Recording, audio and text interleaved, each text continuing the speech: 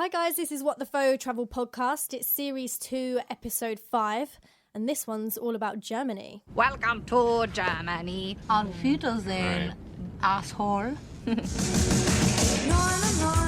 Luftballons, ihrem Weg zum Horizont, hebt man für UFOs aus dem All.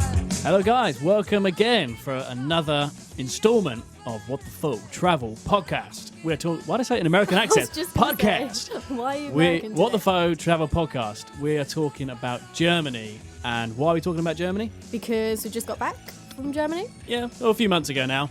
We went to Germany over December and over New Year's because we both have a bit of time off over Christmas. So we thought, let's not waste this precious time. We went to Cologne, then we went to Winterberg for a bit of skiing, then we went to Berlin for an epic New Year's Eve party. Yeah, and we had to start the show with a bridesmaid quote there. Welcome to Germany. Yeah, if you've seen the film, you'll find it funny, but if you haven't, we're not being insulting to German people. But I definitely think that should be the name for this episode. Auf Wiedersehen, asshole. All right, done. There we go. That's the name of the podcast, done and dusted in the first 10 seconds. So we've got lots to come on today's show. We are going live, Facebook Live, later on. Which is all a bit nerve-wracking because normally we can hide behind our mics, but today we are on camera. I'm scared. Yeah. I'm actually quite nervous. Yeah, I am a little bit as well. So by the time you're listening to this, you'll be able to look that up on our Facebook page.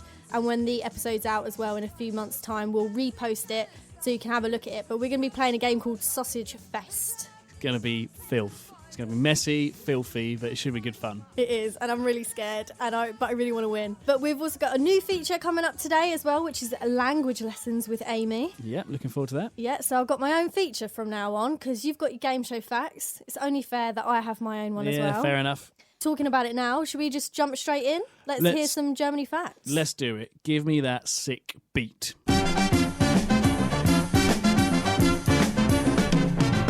Okay, Germany, locally referred to as Deutschland, is a country located in central Western Europe. The population is around 82 mil, the largest population in the European Union. After the United States, it's the second most popular immigration destination in the world. Germany's capital and largest city is Berlin. It's famous for history and nightlife. Germany has a dark history. They sought European dominance in World War I, but they were defeated by Britain, France, Russia, Italy and the United States. Strict sanctions were then placed on Germany because they were blamed for World War I. This went a long way to contributing to World War II. In desperate times, the country turned to a leader called Adolf Hitler, the head of the Nazi Party. He was able to convince people to blame the Jewish community for the country's hardships. This led to the Holocaust and the death of millions of Jewish people. Germany had European dominance in their sights again, and in September 1939, they invaded Poland. This is the day that France and Britain declared war on Germany, aka World War II, which Germany then lost.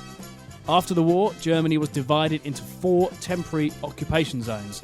The German capital, Berlin, was also divided into 4 sectors: the French sector, British sector, American sector, and the Russian Soviet sector. Germany has come a long way since these dark days. It now has the 4th largest economy in the world and boasts a high standard of living. It's also one of the most liberal places in the world to live. At this present time, Germany have a very good football team. They won the last World Cup, which was in Brazil. This is the first European country to win a competition in South America. German law maintains that it's basic human instinct to be free, and therefore prisoners have the right to escape jail. Some German roads have no speed limits. Germany is famous for car manufacturing, sausages and beer festivals. The legendary Oktoberfest has been running every year in Munich since 1810. Again, great facts, Nick. That was a busy one, wasn't it? I do like them, though. That was really, really good. The one that did stand out after going to Germany was that it's a very liberal country. For sure. And it's quite a contrast to the bad history they've had. 100%. But yeah, Berlin in particular, whether you're black, white, gay, straight, whatever you are, it doesn't matter. No one gives a shit. No, it's great. And it is great. You can tell everybody's really liberal. I would say the UK is very liberal. Well, yeah. Amongst more the younger generations. But even there, I felt like I wasn't liberal even though I am a really liberal person. Like, whatever you want to do goes Be with honest, me. if you saw two men holding hands or having a little kiss, you'd be a bit like, oh, I'm surprised about that. But it's fine, it's good. But I like it, Yeah. but I would be a bit like, whoa, okay, like you don't really see that at home Yeah, as for much sure. anyway. Exactly. So no, it's great, and I do really, really like it. It's a very liberal place. Very good facts. good facts. there. And yeah, what is that all about prisoners? Like, it's not actually a crime to escape. Most prisoners are then caught because trying to escape, they damage the building or whatever, so they get done for that. But yeah, then technically you're allowed to try to escape. Mental. That is seriously mental. Let's talk about why we travelled to Germany. So the one reason why we went to Germany was to go to the Christmas markets, wasn't it? So we actually booked it for just after Christmas. We left England on the 27th of December, so 2 days after Christmas. But then we found something out, didn't we? Well, that was a fail because, yeah, I then, through work, spoke to a German guy who said, oh, on Christmas Eve, actually not even Christmas Eve they're up, they pack them down the day before Christmas Eve. So we pretty much missed all of the Christmas markets. Well, we heard Cologne was a good place to go, so that's why I went to Cologne first. We still got cheap flights from London, and we had a really good time, didn't we? We did. And just at this point, I just want to say that we went after the tragic incident that happened in Berlin. And so we just want to say that our thoughts are there with everybody that was affected by the incident. But yeah, it sucked. These things happen all around the world. And remember when I got back from Nice, only a few weeks after I got back, a similar attack happened there. And yeah, it really sucks for people that are involved. But people out there, don't let it stop you travelling and seeing the world. We've got to live our lives. And yeah, that's all I can say about that. So Cologne was our first stop. And again, the reason why I went there is because we were told it's really good for Christmas markets, which we never got to see in the end. But when we first got there, it all seemed quite quiet because it had just been Christmas, so everyone was probably relaxing until New Year's. And at one point, you kind of jokingly said, oh, like, why become here again? Because there's not really much to do. But I was like, well, because of the markets, but let's still check it out and see what the place has to offer. And we really enjoyed it, didn't we? Cologne is a really, really nice city. Yeah, it really is. And we didn't really see... Like you said, I was a bit like, why are we here? The first time I actually thought, oh, I really like this place was when we went on our walking tour with Danny. He really showed us, like, great places to go in Cologne, and we're talking to him a bit later in an interview, but their tours are really different. So they not only tell you about the history of the place and the culture, they really show you of like where young people want to go out. Like if you like this type of music, go here. If you like this type of night out, go here. So that was really good to meet Danny and him educate us on Cologne. Yeah, it was a really good tour, and he actually told us that Cologne is pretty much like that. We're going to talk about this later in the interview, but pretty much the gay capital of Germany. But then at that point, I thought, oh, wait, it was my idea to come to Germany. My wife's now probably thinking, why did you want to come to Germany? It's like the gay, sorry, not Germany, Cologne. It's like the gay capital of the country. That wasn't the reason why, but it was interesting to find out. If you do want to head to Cologne and you are part of the LGBT community, then you are completely going to the right place. So by LGBT, I mean lesbian, gay, bisexual and transgender. This is like your mecca. This is where you want to go because there's special parts of Cologne where you can go, where there's like a range of clubs all on one street. Everyone's really welcoming, like we said before. Everyone's really liberal. Or even if you're not part of the LGBT community, you'll still have a really good time in Cologne. And yeah. I've just never really been somewhere where I feel so welcome straight off. And Germans are known for being really standoffish and stuff, aren't they? Yeah, I think it's just a stereotype because like their language sounds quite stern and a bit scary. But no, every time I've been to Germany, I've been 3 times now. People are great, they're so friendly, especially even like given our history. Even when you say you're from England, they love it. They're like, oh, you're from England. They want to know where you're from and they want to practice their English. So they love it. Also, on the lines of sexuality, there's a special homosexual memorial from World War II. So if that's your thing, go check it out. Yep. For sure. But that was interesting to learn. Another thing interesting, when we went for some lunch, we had some great food, some great sausages. This is not the only time you're going to hear us talk about sausages this episode. But the beers. Now, when we first got there, I was disappointed because I got served this beer in this tiny glass. I'm like, we're supposed to be in Germany. What's this all about? I'm thinking about Oktoberfest, big steins. But in that part of Germany, they're way more sophisticated. They drink it in a small glass to keep it fresh and cold. And as soon as you're done, they bring you another one. If you don't want any more, you put your coaster on top of the glass. brilliant. Just brilliant. That's good, isn't it? It's a bit like them Brazilian restaurants where I was going to say that. You flip your coaster to like red when you're done, or green means keep the meat coming. It's just a really good way of serving up, really. And they're just really thinking about your experience as you're in their restaurant or whatever. So it's really cool. And Cologne, the old town, we walked around that cathedral. What's it called? Do you remember? The dome? The dome. I think I've read somewhere this dome or cathedral in Cologne is Germany's #1 tourist attraction. Yeah, which is really strange because you'd think it'd be something in Berlin. For sure. But it was impressive. It really was. And my favourite fact about this dome, right? So it's quite black in colour. It's really dark because of pollution and stuck to its material. But what they're doing is they're putting this special bacteria onto it. So within 20 years' time, the bacteria is going to eat all of that dirt off of it and it will be back to its original colour. Clever. Which I just think's amazing. I really, really like that. Very clever. One funny thing was when we checked into our hostel, which was a really cool hostel, which we'll talk about in a sec.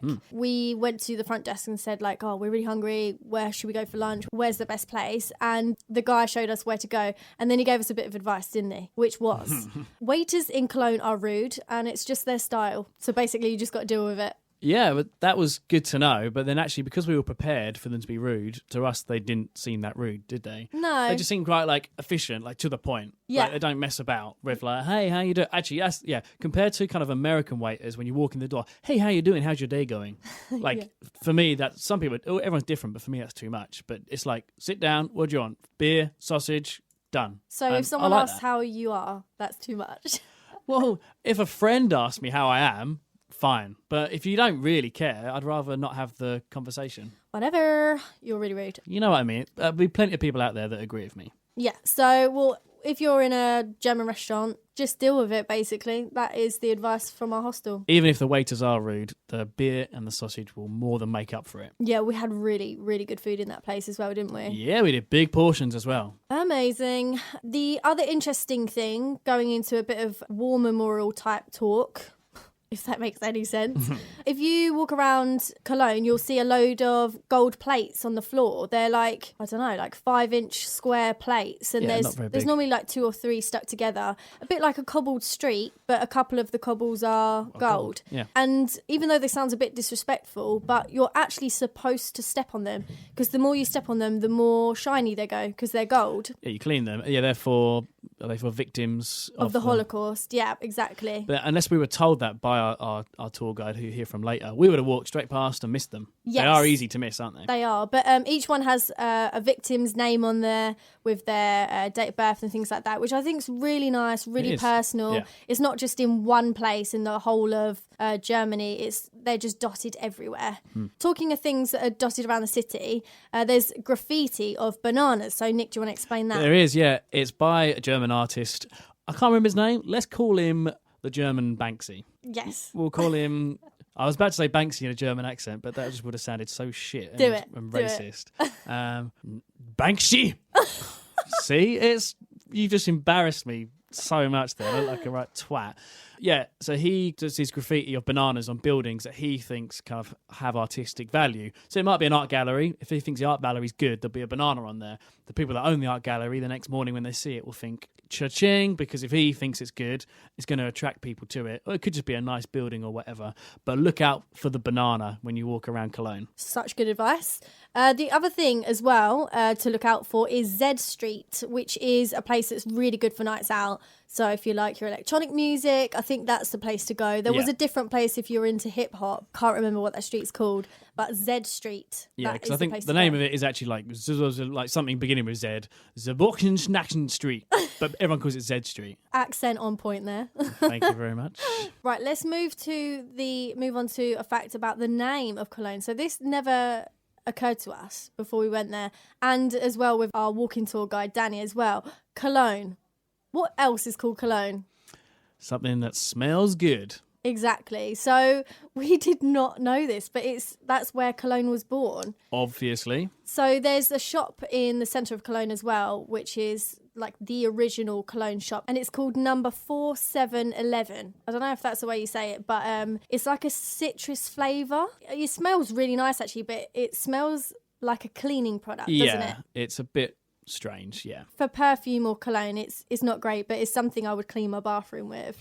Yeah, make the bathroom smell nice. Yeah, exactly. But Napoleon was quite famous for his cologne as well. So he wore a bottle of cologne every single day. And like back in those times, that would cost like half a year's salary. So that's ridiculous, isn't it? Ridiculous. And the other thing he had done as well, he had some boots made, some like shoe boots, but he had them made so that he could slot a bottle of cologne in them and carry it around with him at all times. To be fair, I bet back then people stank. Like, they wouldn't have really thought about it because it was normal then. Like, our parents had like one bath a week, and they probably shared the water as well. It's as if they like lived in proper harsh times. It was only like, I don't know, 30 or 40 years ago. I swear my mum actually used to get the bath from under the bed. It wasn't even like permanently in the bathroom. Wow. But yeah, my mum isn't even old. I bet back then in Napoleon times, I bet people did stink. Yeah, so you probably needed a bottle of cologne to sort you out. Yeah, for sure. So that was a few facts from Cologne, and just talking roughly about our hostel, it was really cool because we had bunk beds, which you hardly see. Which you never see in a hostel. And it was a nice one because you had them curtains that you could pull across. Bit of privacy. Because obviously we're in a dorm room because I'm cheap. Because Nick's cheap, basically. Well, we have the choice of either one really nice holiday a year or lots of little ones, but we just stay in shit accommodation. But it wasn't even shit. It was actually really nice. Really clean good. hostel. And it was called... The hostel we stayed in was called Die Wohnungsnehmenschaft. Oh, You all got that? Oh, wow. Well, it's two words. D is like D-I-E, and then Wohnungsnehmenschaft. I found it on Hostel World. You'll see it on there. But like every room's got a different theme. We were in like a Shakespeare room, weren't we? Yeah, so our curtains were red and looked like theatre curtains. Yeah. But it was a good hostel. I'd recommend it. It is. So because we had to travel around the city, obviously, to get different places, if you are going to Cologne, we would recommend staying in Hansaring. That's the name of the tube, and it's spelled Hansaring. Hansaring. Yeah, we always seemed to be passing through it, didn't we? Yeah, it was like the centre. Anywhere. Yeah, so recommend staying in that part of town. It's a good stop, that. So we've said a couple of times that our walking tour guide was called Danny. We chatted to Danny about the tour company he works for in Cologne, which is called Can You Handle It Tours. And we asked him what makes Can You Handle It Tours that little bit different. Can You Handle It Tours is definitely, like I had mentioned at the beginning of the tour, we're not a traditional tour company by any means. We like to joke around, we have dumbass stories for you, we have fun, because I think you do learn more in that sense when you're having fun and you're, oh, this was a hilarious story, but also this has this cool history behind it. So it really helps to like ingrain it in your brain a little bit more. So that is our idea behind Can You Handle It. Definitely, and I think it did come over that way, didn't it? So like on the tour we learned the best places to go out for a drink, and like if you like hip hop music or electronic music, we found all those different places to go as well as all the history. As well as a lot of history, yeah. And I think you said at the start of the tour, if people don't like your style, they can fuck off. Exactly. That's our motto too, again, because it's a free walking tour. So like we said, you don't fucking have to be here. You can do whatever the hell you want, and that's what's fun again about it too. Because I feel like on a lot of tours, a lot of times it's interesting and you learn a lot of cool stuff, but it's a business sort of. I feel like I met a lot of cool people on my tours and I made a lot of friends from it and that kind of stuff as well. So it's nice that you get to know people more on a personal level in that sense. So it's nice. Yeah, definitely. And so on the tour we learned that Cologne is quite big for the LGBT community. Yes. So can you explain what that is for people that don't know, and just explain why you think Cologne is good for people from that community? For sure, definitely, like I had said too, so there's all the debate between who's gayer between Berlin or Cologne. Cologne is definitely a very open city and very accepting about that kind of stuff, so that's why the LGBT community collects here, and it is considered the gay capital of Germany. I'm gay, so I can tell you from a personal level, it's been awesome being here, because there's a lot of like people are really friendly about it and stuff like that too. Like I would never like think about holding my boyfriend's hand in public at home. It would kind of like make me feel uncomfortable. But here I can kiss him and do whatever the hell I want, because people are just like, oh, that's a cute couple, they move on from it. They have other things to worry about. And it's really nice in that sense too, because like I had said, there's a lot of film festivals and pride festivals, and there's different tribes in the gay community, so each tribe has their own parade or special day for them, and it's just really opening and nice in that sense. It's really a great community and very strong knit as well, because it's such a good community. Everyone knows everyone too, especially the X Corner and things like that, which is the bar I mentioned. There's a lot of different stuff so everyone knows everyone, and it's a good thing. It's kind of like a family, Yeah. LGBT actually Q as well, so questioning. Oh, okay, right. So that's lesbian, gay, bisexual, and transgender. Questioning, and there's actually another one now. I think A or something like that. Asexual. Oh, right. Okay. Cool. Okay. So the other thing we wanted to talk about was the colognes. Yeah. Well, obviously we're in Cologne, We went to a few fragrance shops. We're all smelling very good. We are. At the moment, aren't we? We actually are. This is the best smelling walking tour I've ever been on. So can you explain a little bit about the history of why these fragrances come from this place? For sure, yeah. So there's 4711 and Farina House. So there's the two original eau de colognes. So they were fighting for a long time over who is the original. They actually weird history behind the recipe being the original, and then someone stole it. And so these definitely diverged into two very different colognes, but very unique again to Cologne. I definitely didn't put two and two together thinking Cologne and Cologne. Until now? Until when I first came here, I was like, oh I thought you meant just now no, on the interview. I was like, you're welcome. Yeah, you're welcome, no, Daddy. when I first came here, that was when I finally put it together. But yeah, they're really interesting. I mean, 4711, like I had said, it just has such a steep history. I've had that cologne sitting in my bathroom for as long as I can remember, and I never realized it was from here until I came. So it's kind of cool to like learn more about the history and that kind of stuff too. And like Farina House has such a steep history as well. So we should also talk about the fact that you have an American accent. So you're not actually German. Can you just tell us where you're from? I'm from a very small town in Wisconsin. It's called Whitewater, Wisconsin. So Wisconsin is definitely a random state to say the least. But it's good. It's home. So. Cool. But you're enjoying your time here in Europe? Very much so, again, because I come from a very small town. It's 5 kilometers long, so I've been living it up as much as possible, being here. A little too much sometimes, I think. We also recorded a part of the walking tour, which I thought was interesting. It was talking about Nazis back in World War II. There's a really interesting point that I thought he made, so check it out. What we're underneath again is a war memorial here. So this is for the Germans themselves. When the war started, there was about 30,000 German soldiers that refused to fight. So either you were drafted into the army, you just didn't show up, or if you were already in the army, you laid down your weapons and said, I don't agree with what's going on. And again, it's incredibly fucking brave. If you're going to Hitler and saying, hey, screw you, dude, I don't like what you're doing, I don't agree with this, I think it's really cool. And that's why I really like this war memorial a lot too, because again, learning about history seems like so old and not important. And especially when I learned about history, specifically World War II, everyone's in Germany's a Nazi. All these bad things were happening, which isn't true at all. About 5% of the population were actually part of the Nazi population. And then the rest were actually good people trying to do the proper thing. So yeah, if you were drafted into the army, you just didn't show up and you got taken away, you actually got taken to that building right across the street right there.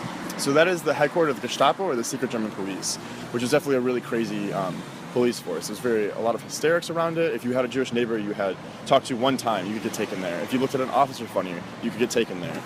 So there's a lot of hysteria around that, of course, but it's an interesting building nowadays. It's called the ELDE Museum. It is the National Socialist Museum. So it's unique because it's actually one of the few buildings that wasn't blown up from the war. So if you go underneath there, you can actually see the original jail cells, which are definitely, of course, heavy to see, but really unique. Because you can see the writings on the walls and everything. So tick marks on the wall about how long people had been there for, messages to their friends and family and loved ones. The last one's in there as I think I've seen American soldiers, so they were coming through and liberating the city for the final time. So if World War II history is an interest of yours, it's only 4 years to go in there. It's a really cool place.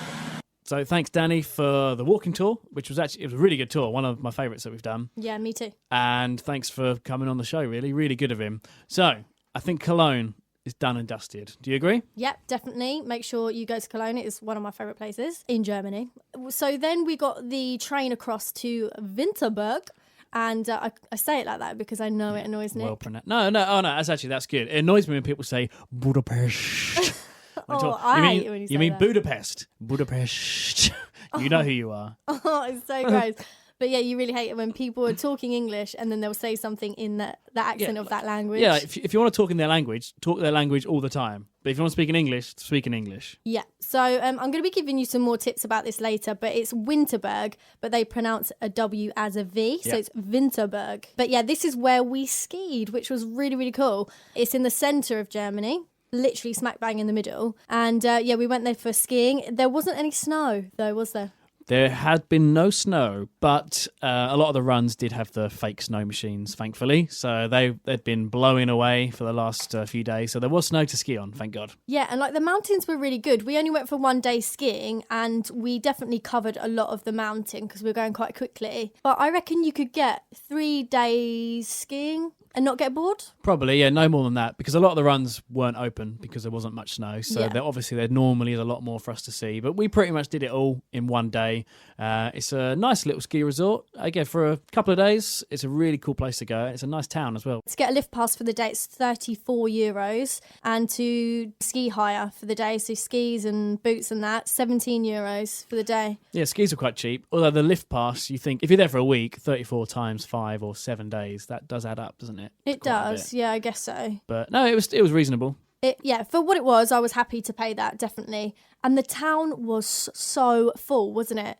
Packed. All the hotels were fully booked. Yeah. And also the restaurants. Like, we stayed there for 2 nights, so ate there twice, and we were waiting ages, weren't To we? sit in a restaurant. Just to sit down, let alone the food. We booked our accommodation well in advance, and otherwise we wouldn't have anywhere to stay. But yeah, restaurants, and remember some of them, you get there, the front door's closed, and you're like, how do I get in? And actually, when they're full, they lock you out. And there were some people waiting outside in the cold to wait for another table to leave to go in and sit down. Very, very strange, but there you go. But nice town, but just because it was coming up to New Year's, it was full. It was packed. Yeah, and it was really good to see that it was full, because it's not the Alps or anything like that, but it's still a very popular destination, clearly. Yeah, exactly. And I said to you, I bet there's only Germans here. I bet no tourists come here. And we found out, actually, there's probably more Dutch people there than there are Germans, because we're quite close to Holland, and of course they have no mountains in Holland. I thought everything we was listening to was German, like when people go to ski pass or whatever. I was like, yeah, Nick, yeah, all I can hear is German right now. I'm starting to get to know the language.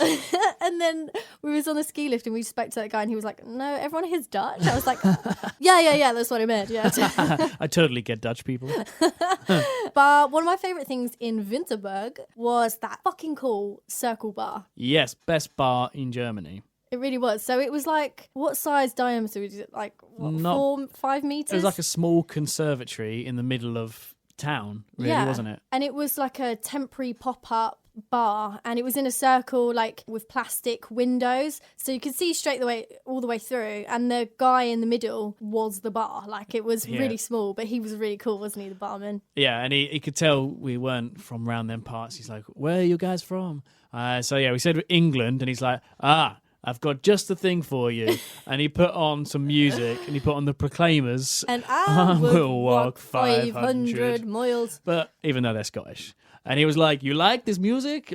Yeah. Great. Great. Thank you. But we did appreciate him trying to get us involved. Yeah, for It sure. was sweet. And they were blaring out loads of German songs as well. And it was good fun, wasn't it? It really was. So we very much enjoyed our time in Winterberg. Yeah, and it was quite easy to get there on the train. It was about an hour and a half journey from Dortmund, which is like one of the main stations near Cologne. But yeah, really easy to get there. Definitely. Then we got the train. Oh, wait a minute. Oh. One last thing about Winterberg, but it kind of goes for the whole of Germany. The drinking culture. I know this is going to come up later as well, but we were skiing in the mountains. I believe the lifts opened at like 9. Yeah, I think it was 9 o'clock, 9 a.m. wasn't it? We were up there by like 9:15, 9:30, and we thought, right, we'll quickly stop now because we hadn't had any breakfast. Because Germany, right, get your breakfast restaurants out. Sort it because out. It seems like no one eats breakfast there. We couldn't get anywhere for like eggs or anything. So we stopped quickly on the mountain just to grab a sandwich.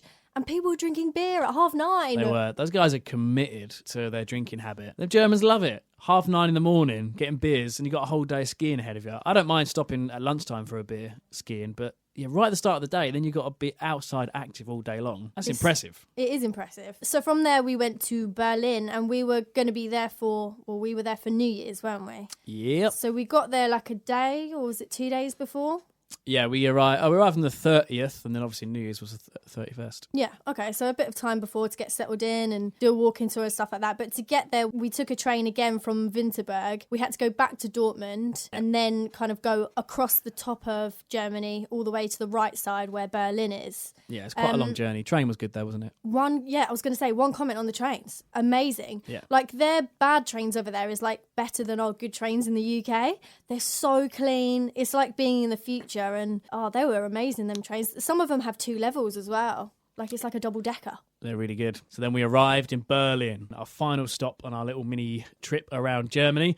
Now, Berlin's a place I was really excited to go back to. I've been there before, and I was really fascinated by the city because great nightlife. It's a lot of fun, but there's so much to see and so much to learn during the day in terms of like history and culture. And yeah, at school, I never really cared about history, but the older I get, the more interested I am.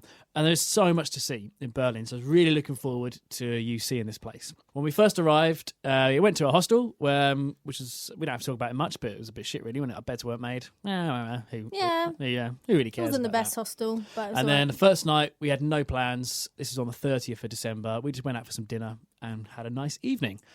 And the next day, we went for a walking tour. Now, I've done a walking tour before, and it blew my mind, so I really wanted you to see it.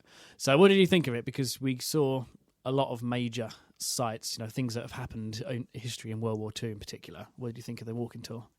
So the walking tour itself, I thought was really good. From what I heard from you, it was amazing, like the best tour you've ever done. Yeah, when I did it like a year ago. Yeah, and I completely see why, because it's something that's always been in our school curriculum. We've always learnt about the World Wars, and I was really interested in listening to it. The first half of the tour was the not so exciting stuff. Yeah, it wasn't that great, was it? Yeah, because you would stop halfway through to get like a coffee and that, and it was so cold in Berlin as well. Like, what was it, like 2 degrees, something like that? Something like that, maybe less. Yeah, maybe like in the minus, so I'm not sure. But so that kind of distracted me a bit as well. But I think Berlin is beautiful. Like all the architecture, all the buildings, all the monuments. I think it is really stunning. The second half of the tour was a lot more interesting for me because it was like going to the victims of the Holocaust memorials and also going to Hitler's car park, which we're going to talk about a little bit later. And that's where his bunker was, where he died. It blew me away. I know the tour wasn't as strong as the first one you went to, because you've obviously done two. Yeah. But I was still blown away. Yeah, and it was interesting to go to like the Berlin Wall and Checkpoint Charlie, wasn't it? Just to explain to the listeners who don't know too much about it. I mentioned earlier in my facts, after Germany lost the war, the country was divided. British part, the Russian part, and blah, blah, blah. In 4 different sectors. That's it, yeah. So Berlin as a city was divided. And it was pretty much east and west. Like west was UK, France, United States. And the east was all the Russian Soviets, and they lived a communist lifestyle, where there are not many options for people. It's not a free way of living.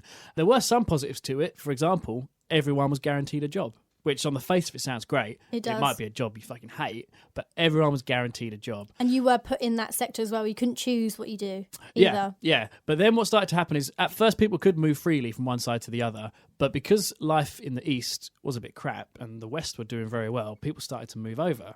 And the Russians didn't like that. So pretty much overnight, they built this wall all the way through and around their part of the city. And now literally, if you went to stay at a friend's that night, on the east side and you lived in west, the next morning you couldn't get home.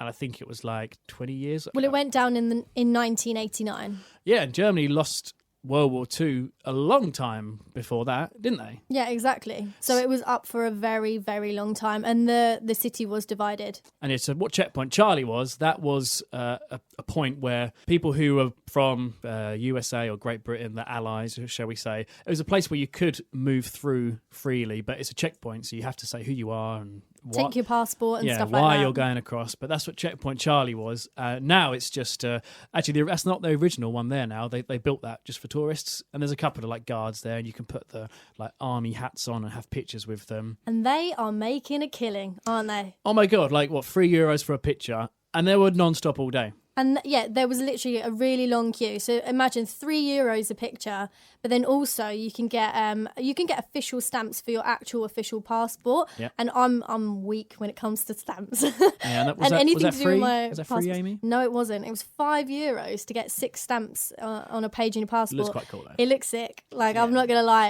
At first I was like, oh, can I justify this €5? But then after I had them, I was like, do you know what? I don't even care because it was worth it. No, you got Checkpoint Charlie stamps in your passport. But one thing which is really interesting, which happened at that exact point, Checkpoint Charlie, World War III almost started at that point. So there was some dispute going on between the Russians and the Americans, and at one point there were tanks on both sides ready to fire, pointing at each other. Fortunately, the American president and the Russian, do they have presidents or prime minister or whatever? I don't know which way it is. They were able to actually talk and sort it out. But at that very point at Checkpoint Charlie, the world was close to World War III. So like a lot has happened there in Berlin. And if you want to get an idea about the Berlin Wall and Checkpoint Charlie, a good film to recommend, Bridge of Spies. Yes, that's a banging film. Really good. That's a really good film to watch. Other kind of German war films, some of my favourites. Inglourious Bastards. All right, it's not factually accurate, but that is a banging film. And it's Tarantino, so you got to watch it. Yeah, we watched Schindler's List the other week as well. It's kind of one of them films you have to watch, and it was pretty good. It was sad. It was very long, but it gives you a good idea of what happened. And that's actually in the top 10 list of best films on IMDb. Yeah. So that clearly says something, doesn't it? Worth checking out. Just going to Checkpoint Charlie before we tell an amazing, or before we let our tour guide tell an amazing story about the Berlin Wall and how a family got across, talk about Checkpoint Charlie. So the guards that are there who you can have your photo with, one of them asked you what your football team was, didn't he? Yeah. And you said Sheffield Wednesday. He still went on to say, fuck Chelsea, Leeds, Leeds, Leeds. Okay, mate. I think that's the English you knew, really. Fuck Chelsea. Leeds, Leeds, Leeds. But And- I was devastated. I mean, I'm a Sheffield Wednesday fan. For anyone who knows anything about football, you'll know that I hate Leeds. And this guy is just a random German guy. He's a fucking Leeds fan. They're everywhere. I hate it. And the other thing that happened at Checkpoint Charlie, well, we just had our photo there, and then the group sort of went along onto the rest of the tour. And I turned to Nick because I'll say now, I do ask you a lot of dumb questions, but that's only because I don't want to sound dumb in front of you guys. So I want to ask questions before, but I'm going to let you in on a little secret. So we were walking away from Checkpoint Charlie, and I said to Nick, I was like, so those guards that were there, are they Nazis themselves then? And Nick goes, no, Amy, they were in costumes. They're not real guards. And I was like, for fuck's sake, Nick, I know I asked stupid questions, but I knew they were in dress. You were like, no, I meant way back then. I mean, way back, like when Checkpoint Charlie was a thing, like were they Nazis that were guarding it? Like who was guarding But then it? you couldn't stop laughing that you thought there were some Nazis just standing there posing for pictures of holiday makers. I was like, you're my husband. You've known me for 9 years. Do you seriously think I'm this dumb? Like, oh my goodness. Anyway, So- should we move on to our walking tour guide? from Yeah, her? yeah. So our guide was called Heidi, and she was super cool. Like she was just like really fashionable girl. I'm just gonna say she said she liked my coat, and I got all giddy, and I was like, the cool girl Well, thinks I'm cool. She was dressed like, it's common in Berlin where you look at someone, you might think, wait, are they homeless? Oh no, they're actually just dressed really cool. But you know what I mean? Like they could be mistaken for being homeless. I mean, I wouldn't use the word homeless, but there you Alright, go. you know what I mean? Like edgy. She got loads of layers on. She's really edgy. She looked really cool. I was like, oh my gosh, she likes my coat. So I felt really cool. But earlier when I said a really cool story about the Berlin Wall, she was telling us about this family who had actually built a hot air balloon and they'd carried themselves over from East to West Berlin. So this is her telling us about it. I know that this is impressive because I tried to make a little homemade one with a jiffy lighter and a garbage bag, and even that was hard enough.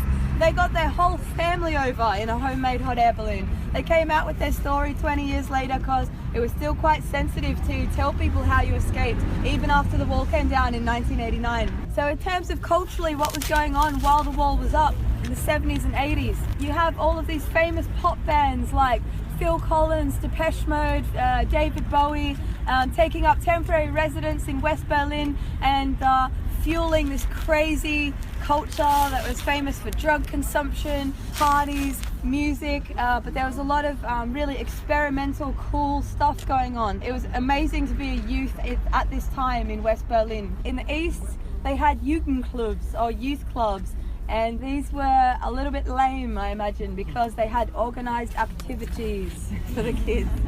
So this is like sing-along, sport, you know, just imagine like a sort of lame Christian youth camp or something. I can relate because I used to have to go on these when I was a kid, like organized bushwalks and that kind of thing. So you can imagine a lot of them were quite jealous of what was going on in the West. And towards the end of the fall of the wall, this also put a lot of pressure on the government. Phil Collins and David Bowie held a concert right up near the wall. I'm not sure if it was this section, I can't tell you exactly where it was, and put the speakers facing the east to basically send this message of love and acceptance and give a treat to these kids in the east that couldn't take part in this culture. And a lot of them were bold enough to creep right up and close enough to listen. So that was our walk-in tour guide, Heidi. Thanks very much for showing us around. And I totally think you're cool as well. So, Oh my God, get a room. Right, and so next up, we're keeping the history coming thick and fast, but we're trying to keep it light. Now, when I was in Berlin about a year ago, I was actually there for a friend's stag party. And we were there Friday night, we had a big night out, and the next day, Saturday morning, I woke up about 7 or 8 in the morning, because I don't sleep that well when I've been drinking. And I thought, what can I do in Berlin? We had to be somewhere at midday for a beer bike, classic. So I thought, what can I do to kill time? Google, 10 o'clock every day, a tour meets near the Brandenburg Gate in Berlin. Bang. I said to the other guys, I'm going to do this walking tour, check out Berlin. Who wants to come with me? Literally, Silence. they looked at me as if I was a paedophile. They were like, what? why would we do that? So I'm like, all right, see you later, guys. So I was very hungover, very tired, but had a great time, really enjoyed it. So I spoke to my tour guide, Rochelle, and she's from Vancouver, and I asked her what she's doing in Germany. I'm from actually Vancouver, Canada, so I'm a long way from home. What brings you to Germany? Well, I have a degree in architecture, so I'm a big fan of context and history, and actually that's what I like about architecture the most is the geographical, political, and historical context. So I'm a bit of a history buff, and you can't really find a better place for history than in Berlin. Definitely here in Berlin. I think that just goes for Europe as a whole, really. Do you not agree? I mean, if you are a history buff, you're very lucky to be in Europe. Agreed, 100%. Yeah. So, speaking of history, you gave us a very good little kind of condensed chat about almost really the whole history of Germany. Can you just give the listeners a brief lesson, like the last maybe 100 or 200 years, what's been going on in Berlin? Because like you said, a lot has happened. Sure, I will try. So, let's start with, in my opinion, what basically caused World War II, and that would be World War I. So June 28th, 1914, you have the assassination of Franz Ferdinand, and that basically kind of, we've been feeling the effects of that ever since. So you have World War I, obviously ends in the defeat of Germany, the signing of the Treaty of Versailles, which basically imposes such strict consequences on Germany that really economically and politically they're not really able to stabilize. And then in 1929, you have the stock market crash in Wall Street, which really kind of sends the whole world into the Great Depression. Economically and socially, Germany is in ruins. So you have the rise of extremism. You have a lot of people willing to listen to these extreme ideas politically. So you obviously have a ladder for the Nazis to climb, and they climb that ladder pretty high. Adolf Hitler, who would have otherwise kind of been a laughing stock, really has a political platform that people take him seriously. He's sworn in as Chancellor January 30th, 1933, and he essentially thus begins a 12-year reign of terror. Censorship, deportations, murder, awful. I think most people are familiar with World War II, the Holocaust, 11 million dead during the Holocaust, 6 million of those were the Jewish community of Europe. And since World War II, you have the Allied occupation of Germany. You know, they divided it up, 4 zones of occupation, the Soviet Union, the Americans, the British, the French. This sort of begins the Cold War because they can't really play nicely together. So the Soviet Union, they split off. East Germany becomes the German Democratic Republic. The Western Allies, they merge their zones. They're the Federal Republic of Germany. 1961, due to sort of the strain on the emigration out of the East German government builds the Berlin Wall. August 13th, 1961, kind of the middle of the night kind of deal. And then it stood for 28 years and separated families, sort of ruined lives. Then 1989, finally November 9th, you have through the peaceful revolution and a little bit of, a debacle with a guy called Günter Schabowski. He kind of announces some information about the passing through the wall a little bit too soon, kind of gets himself a little confused, and the Berlin Wall ends up falling as a result of it. Then October 3rd, 1990, they finally give German citizens a vote, to we reunify. And they voted, yes, we do. So East Germany ceased to exist, kind of like out of a fairy tale. It sort of weirdly, as it came into being, it disappeared. And in the last 26 years, art, music, culture, all sorts of fun things have come to Berlin. It's a really active city. Culturally, it's really liberal. You can kind of be anybody you want to be here. So I love it here. Cool. I was also going to ask about yourself. Kind of, do you like to travel kind of for leisure? I know you enjoy what you do, but here for work. Do you like to travel around the world when you can? Absolutely. Actually, in February, I was in Prague. This month, at the end of the month, I'm going to Stockholm. Next month, I'm going to Spain. And then in May, I'm going to Paris. So fantastic. Where's your favourite place that you've ever been before? Oh, my God. Love Amsterdam. Love Helsinki. I lived in Helsinki before, so yeah. Very cool. Yeah. And again, finally, the company you work for, the name is? Sandeman's New Europe. And where can people find them if they want to do the walking tour in Berlin? In Berlin, we're at Pariser Platz, just in front of the Brandenburg Gate, the Brandenburger Tor, right in front of Starbucks. So we're really easy to find. Just look for the red umbrella. Like Nick said, we're going to keep the history coming thick and fast. So going back to our first tour guide that we were with a few weeks ago, Heidi, she took us to a place, well, she was taking us all around the city, and obviously when you stop, you know what she's about to talk about because it's a really grand like building right in front of you or whatever. But we went to a car park and it was all a bit confusing because we were like, why are we here? We knew, but we didn't know if the rest of the group knew. Yeah. But so she was telling us about Hitler's bunker. So, who's into car parks? Any car park connoisseurs? That's a dumb joke. This is one of the least visually captivating but more historically intense places that I take people. So, this car park is Hitler's bunker. For anyone that didn't know, yeah. Boom, there's a surprise. So basically it's a car park, which I think is very clever because they desperately did not want people to come here. And I think, look, from my perspective, the Nazi regime is already glorified enough. We learn about it over and over and over again in like Western, it's in every curriculum, and then they teach it again at uni.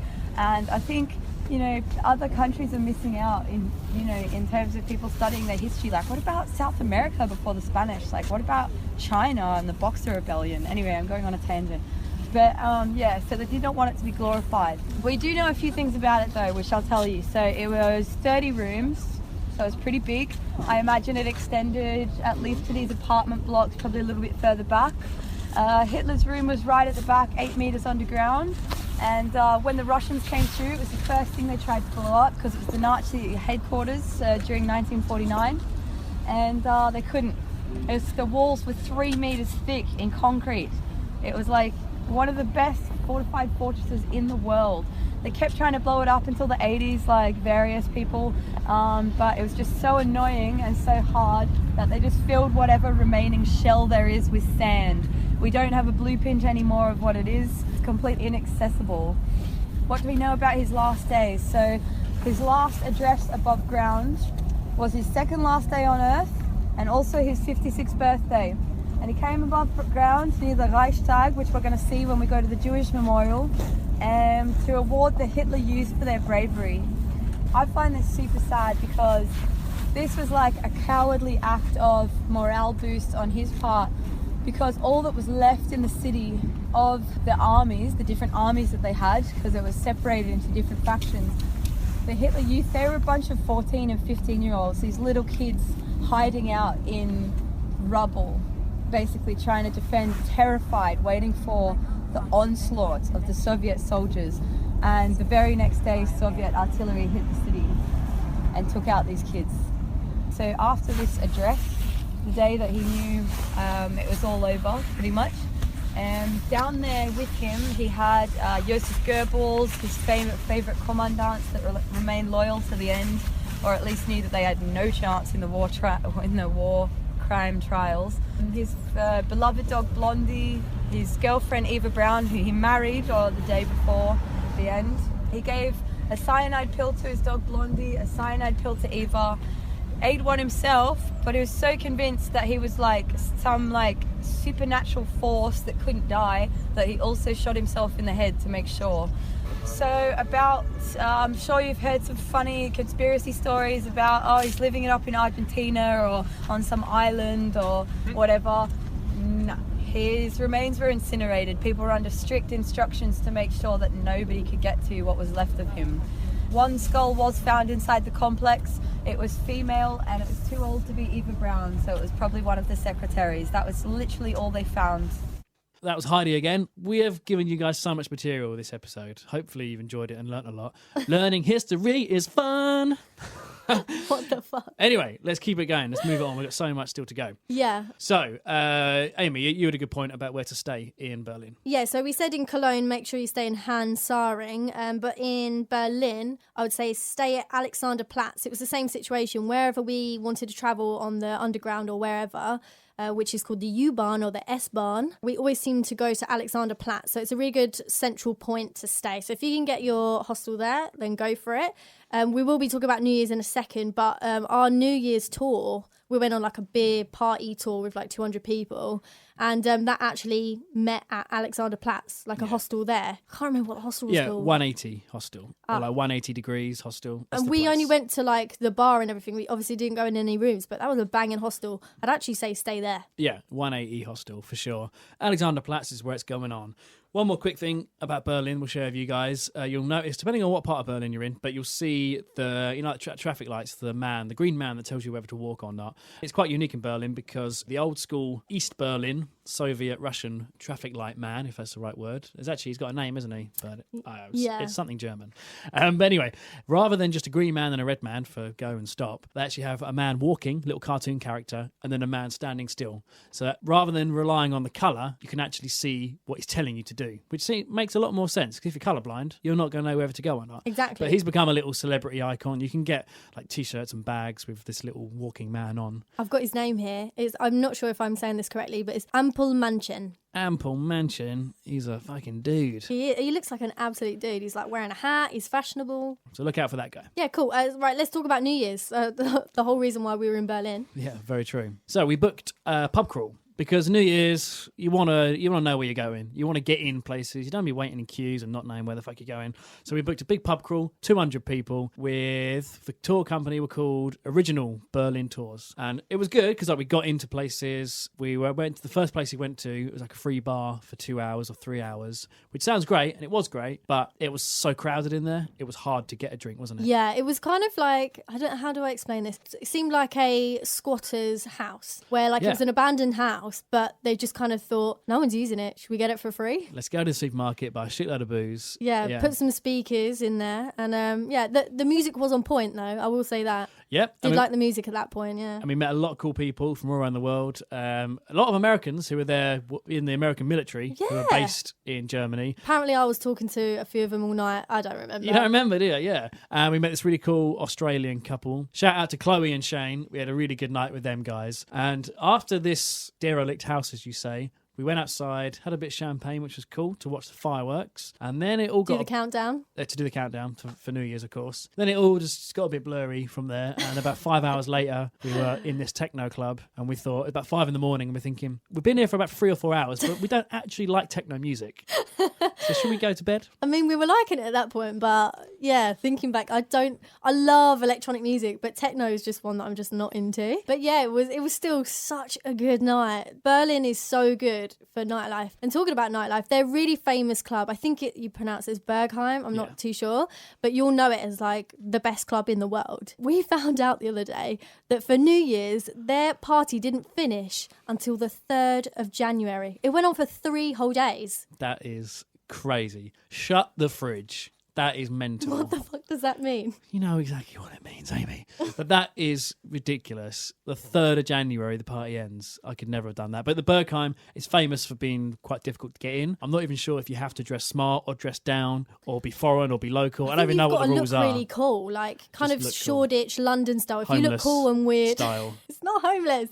Like Heidi, our tour guide, I bet she gets in there. She'll get right in. She'll go straight to the front. The bouncers will be like, Heidi, don't fucking queue up. You're getting in straight away.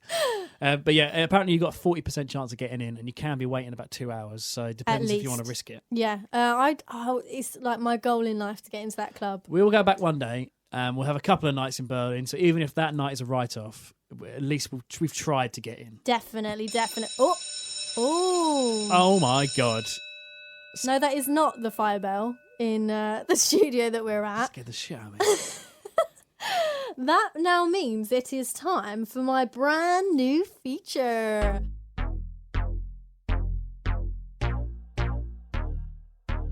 This is my brand new feature, and it's called Language Lessons with Amy. We are a travel podcast and we don't talk about language enough. And this is like one of my favourite subjects in life. So I thought I'm going to take the reins of this one, and I'm going to teach you the language of every country we do an episode of. I'm actually a bit annoyed we didn't think of this right at the start. I know. We should What's have wrong done with this. us? We should have done this for every episode.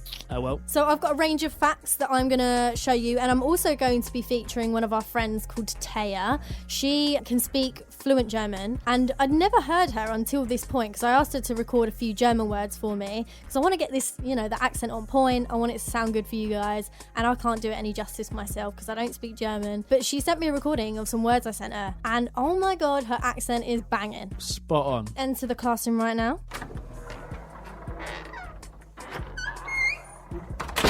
And I'm just going to write my name on the board here. So we've got Mrs. Thompson.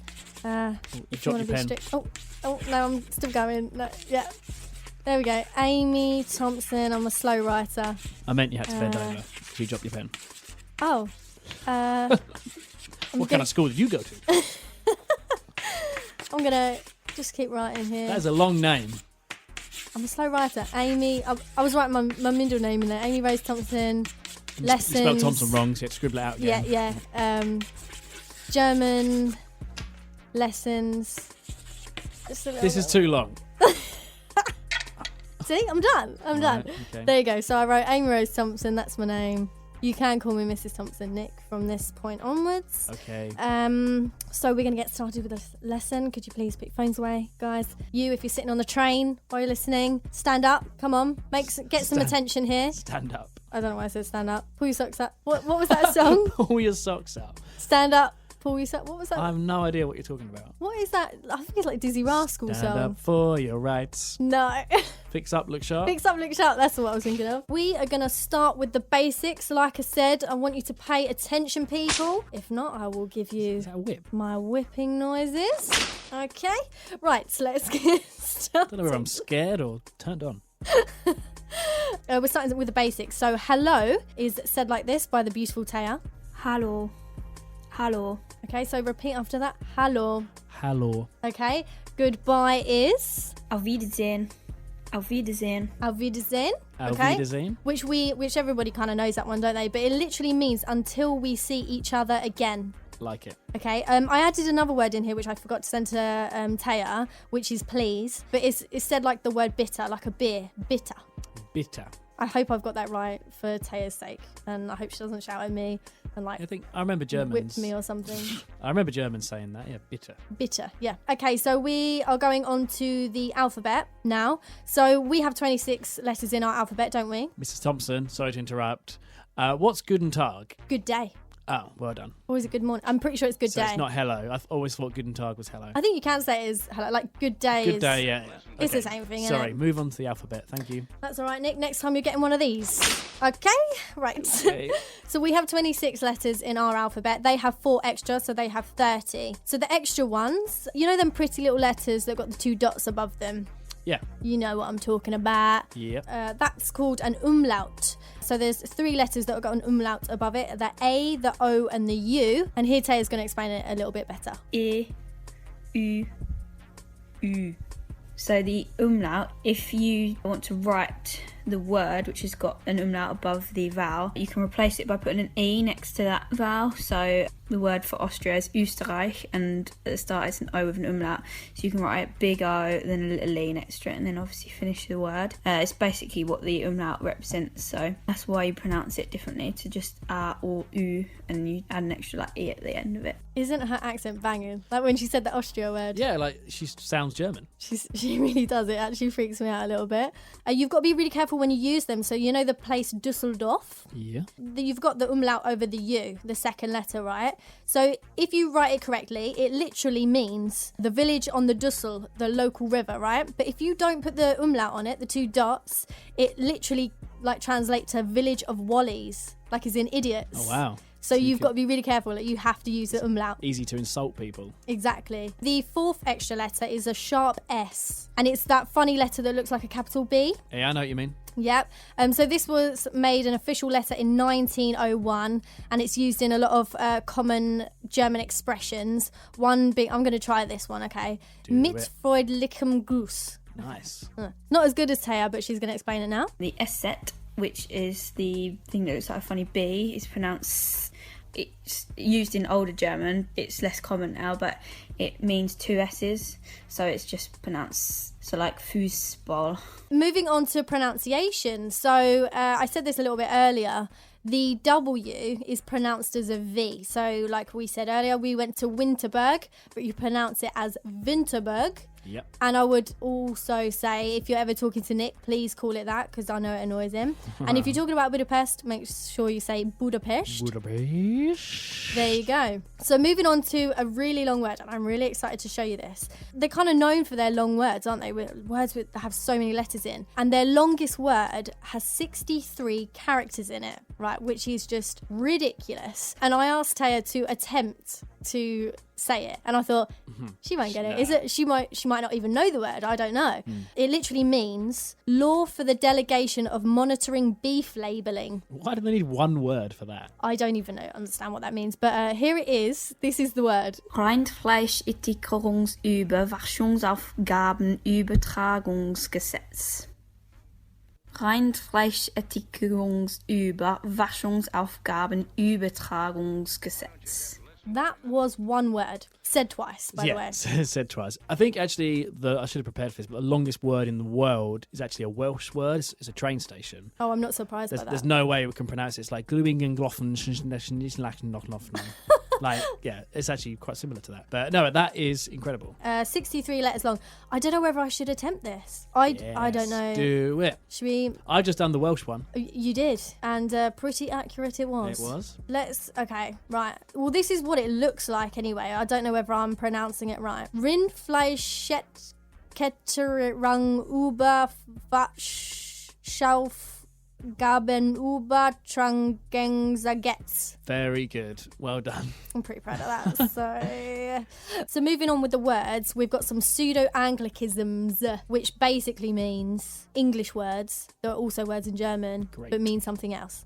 Okay, so if you say you're going to a bad hotel, it doesn't mean you're going to a bad hotel. It means you're going to a spa. In Germany, only older people go to these places. Right. So, yeah, not really a place for young people, apparently. Their words, not mine. And if someone in Germany says they want to give you a gift, do not take it. They are not your friends, people. A gift means poison in Germany. Like it. Got a few more. So, smoking, what do you think that means? Yeah, I don't know. Either flavoured food, like smoked cheese. No, it's a dinner suit. Okay. Smoky. You look smoking. Ah, yeah, you could use it like that. Evergreen. A tree. No, it's a golden oldie, like an old song that like everybody knows. That makes sense, because if someone's old but they're still like in good shape, they're evergreen. But I guess so. And what would you put in a body bag? A dead body.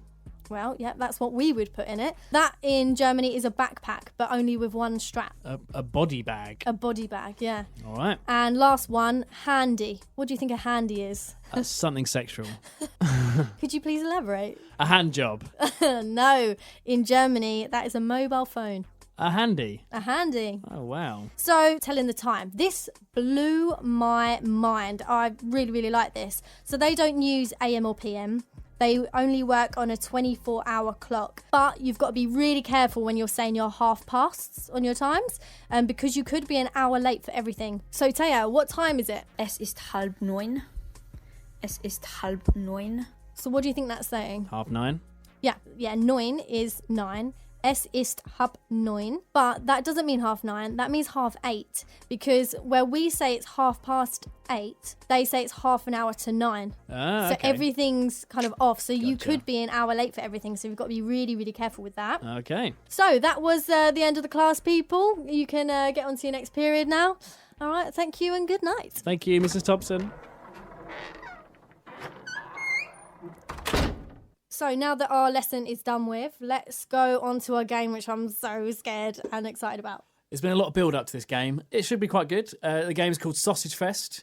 And the idea is, me and Amy got to take it in turns saying anything German related while we have a sausage in our mouth. Whenever we get one word correct, we then have to put another sausage in our mouth. It's going to be gross. But to help us along with the game is my friend Adam, or our friend Adam. Yeah, well, your friend first. So, yeah, let's leave Nick out. Yeah, no, he's just comes with part of the package. Yeah, I'm okay with that.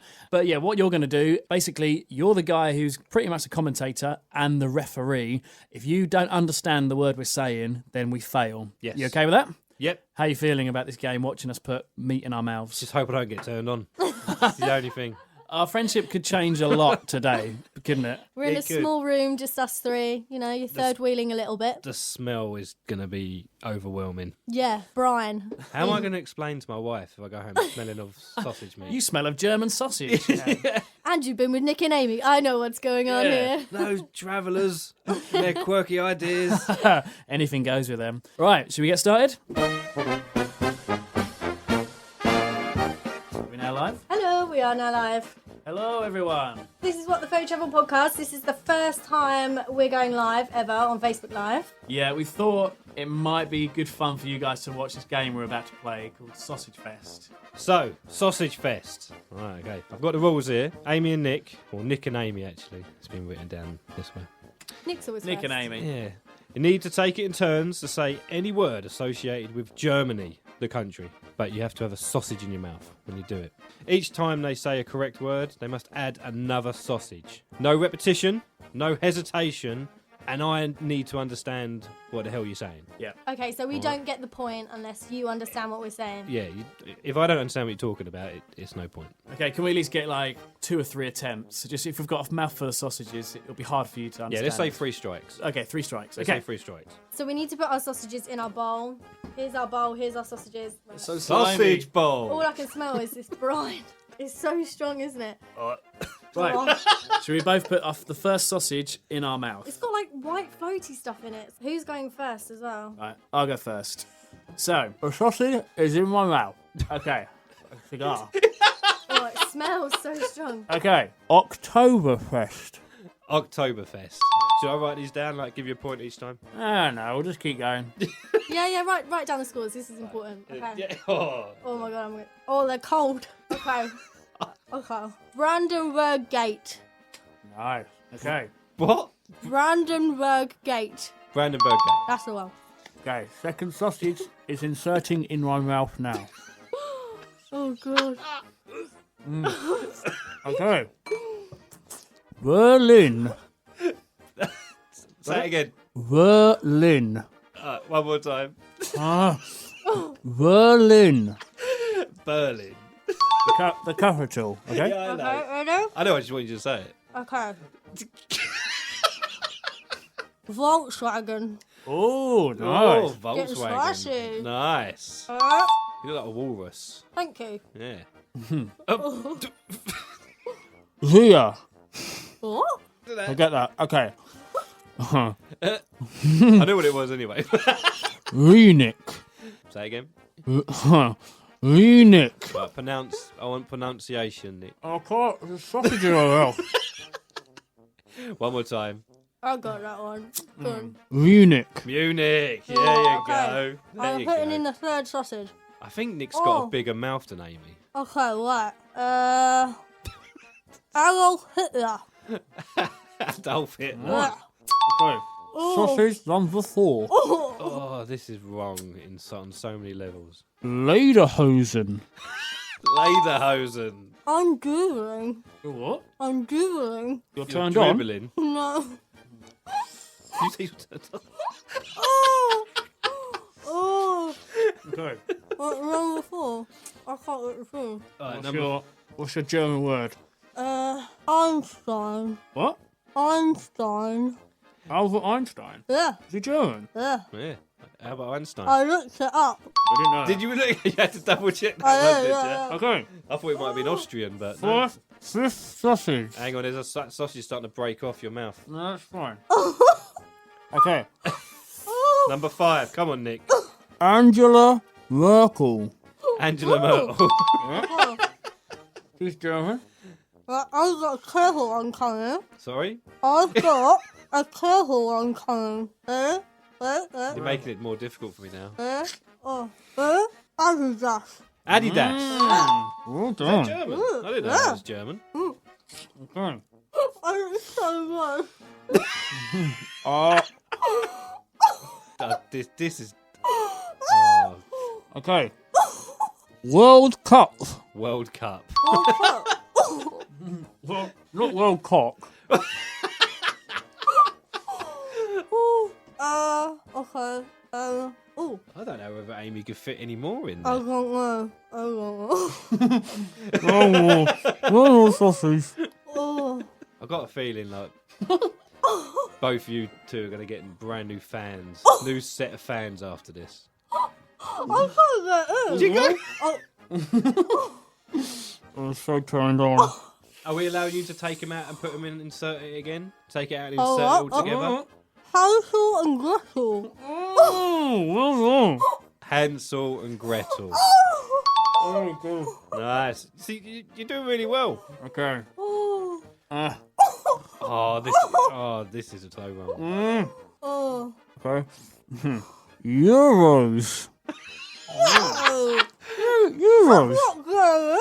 Of course it is. Part of the German currency. Okay. Frankfurt. Frankfurt. Can you get one more? How many sausages are left?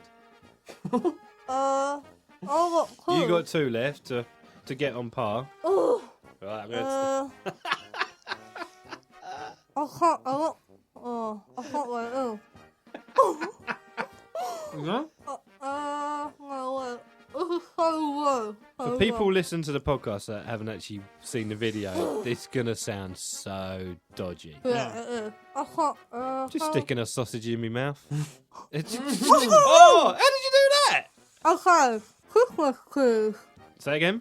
Christmas cruise. One more time. Christmas cruise. Okay. Christmas tree. I can't do it anymore. What happens? I can't do it anymore. Don't eat them. That's disgusting. Oh, dude. Right, okay. Right. That's it. So Game you- over. you- Amy won. I lost. You dropped your sausages. I just dribbled everywhere. That is so gross. Hold on. Yeah, guys, listening to that probably wasn't the best, but that was an intense game of SausageFest. And who knew? Amy is better at putting sausages in her mouth than I am. By far. It's all the practice. So true. I had some more answers to come as well. Well, that was good fun. Stinks in here. So that is, we have a clear winner. Amy won. Well done. What has happened to your sausages? You just mutilated all of them. Mine That are is- still clean. they're all in one piece. I learned how to, She takes care of sausages that go in her I mouth. do. Like, I mean, I'm not going to gnash them all off, am I? Wow. Well, thanks for watching. I hope that was a bit entertaining. I don't know how you're going to sell this. Gonna- I feel a bit sick. You feel sick. I feel sick. I've just had. I feel sick watching. 1, 2, 3, 4, 5, 6, 7. I've got 7 sausages in my mouth and I can still talk. I feel a bit That's a dirty. skill. I feel a bit dirty sitting in the room watching you do it as well. You're kind of like third wheeling on us. It's kind of like I couldn't actually. You were doing it, so you had. But I'm just sitting here watching you do it. You can never I felt look us in the eye weird. again, can you? Now I just feel a bit. I don't know. Our friendship's gone to a new I don't level. think I could be friends with you guys anymore now. That was a bit too intimate. Right. So that was the much anticipated Sausage Fest game. It's been such a educational show, and then it Blowing your old trumpet there. then to bring it down. No, we've chucked a lot of facts at people, language and history, and then just to get it back to our level, we were sticking sausages in our mouths. I can't believe you won. I actually thought I would wipe the floor with you there. 'Cause I've got a I much thought bigger you'd mouth. win as well. Yeah, I thought you'd win purely on your list of your German facts. Oh, you had loads. Adidas, genius. Can I just say, earlier I obviously looked at a few German things, and I did that memory technique, where you write a list and you want to remember everything on it, so you create a story in your head. Nice. So can I just go through my story, because I really liked it. Go on then. Okay, so my list started with Volkswagen, right? So I pictured a Volkswagen, right? It went Volkswagen to Brandenburg Gate to Hitler, right? So I imagined Hitler with his 2 friends, which were my next words, Karl Marx and Einstein, in a Volkswagen car together, driving through the Brandenburg Gate, and they were wearing lederhosen. Nice. They were in Berlin, but they were making their way to Cologne, then Winterberg to ski. So these are all my German words. While they were skiing, they skied past Christmas trees, and then they went to eat some sausages at Oktoberfest with some mustard. Right? Nice. And then they went to watch a show of Hansel and Gretel, whose show was in a gingerbread house, and they were wearing Adidas trainers. And then they used the chips on their cards. So they used them to pay for the Hansel and Gretel show while they were wearing their contact lenses. And then they had to go to kindergarten to pick up their kids. Oh my God. How do you and did you remember all of that while we were playing the game? Obviously you didn't say all them words, but you remembered that story. It was all a bit mixed up in my head, but throughout the day I did remember the story. Yeah, Christmas trees. What? That's a German thing. yeah, they originated in Germany. Yeah. Crazy. Well, that was a very good game. But I think that's it for now for the show, isn't it? Pretty well. Let's sum up what we thought of Germany. Yes, let's do that. So we've heard on other episodes, and I know for sure that you love Germany. It's actually one of your top countries, isn't it? Top 5. Yeah, no, I really, really enjoy it. I've been there a few times now. Once for Oktoberfest, another I explained earlier for that stag party in Berlin, and then with you, we went to a few places together, and I always really like it. People are great. It's a really fun country. There's lots to do. Food is good. Beer is good. Yeah, it's in my top 5 countries in the world. I really do like it. I've kind of come to a sum up of that. If you're going to be stereotypical about it, I'd say it just seems like quite a manly country. Okay. Everything would appeal to a man. Like, I'm being really sexist here. Elena from her feminist podcast is going to tell me off. She will not be happy. But there's a lot of beer, and it just seems like that. Like, I really enjoyed it. I think I was kind of hoping I would enjoy it more than I did. Yeah, fair enough. But I would definitely recommend going. If you're a history buff, definitely go. Well, you've probably already been if you're a history buff. I like Germany as a whole. I loved Cologne more than I thought I would. It's really, really cool. Yeah, nice, relaxed vibe there, where Berlin's a bit more intense and really if you're into partying and stuff, which is really cool. So, yeah, overall, out of 10, I'd give it a strong 7. You sound like the chicken connoisseur now. Yeah, there you go. We should start rating countries out of 10. That should be our new thing. But yeah, no, I did like it. There were a few things that I didn't like the Underground, the S-Bahn, the U-Bahn. We didn't tell this story, actually. We actually got fined on the train because we were running off one train to get onto another, and we just completely didn't think that we didn't buy tickets. We just jumped on the train. Their ticket officers are like bouncers, and they came up to us and they were like, "Can you show me your ticket?" All this, really scary. And they ended up escorting us off the train. It was so embarrassing. Yeah. I had to go get money out, and it was really embarrassing. But so, yeah, anyone who's listening to this, buy a ticket before you get on the train. They don't have any barriers like they do in England where you can't physically get on the platform unless you got a ticket. Yeah, exactly. So we just run on the train, not because we were running, trying to catch the train because we were late. Just because we didn't go through any barriers. We just didn't even think about tickets. Yeah. We just went barely like half a stop, and we got caught by those bouncer guys. So please make sure you get tickets, guys, because we got a hefty fine, and we had to eat cheap. But overall, loved it. Yeah, we both had a really good time. Right, let's finish off with end of season party. Tell us about it, Nick. Yep, we've got a venue, we've got a date. We've previously said it was Friday the 30th of June, which it is not. It's now the next day, which is Saturday 1st of July. So it's in London. It's a place called the Queen of Hoxton. It's a pretty cool place. It's like a bar. They've got a rooftop terrace, so if the weather's nice, we'll be up there early evening. That opens from 4 p.m. I think me and you, Amy, we'll probably get there early, maybe 4 or 5 p.m. But they've also got some bars downstairs as well, if the weather's not nice. But the key thing is, if you get there before 9 o'clock, it's free to get in. Perfect. So next episode is going to be Iceland, which is really cool because we've recently been, and so is Becky. So we thought, let's team up and talk about it. So I'm excited because she is one of the funniest people I've ever met. She has got bants. She really has. So that's going to be next month. Thanks for listening. Make sure you check out our other shows if you haven't already done so. Also, make sure you check out our video of SausageFest. It will be on our Facebook at Faux Podcast. Auf Wiedersehen. Ashhorn. Don't forget, you guys can get in touch with the show. You can send us an email. Our address is whatthefauxpodcast@gmail.com. Faux is spelled PHO. On Twitter, we are at Faux Podcast. Also, check us out on Instagram and Facebook as well. With all this social media, this podcast doesn't just come in your ears, we also come in your eyes. Lads.